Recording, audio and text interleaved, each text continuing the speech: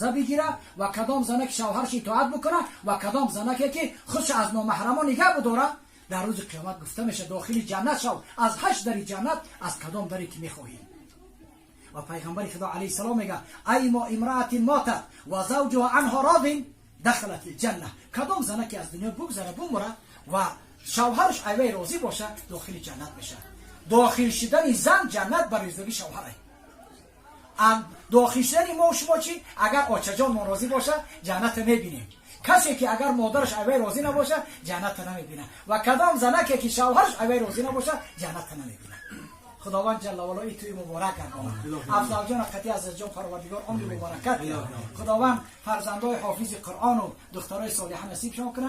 خداوند با محمد سید نبیره دار گرداند.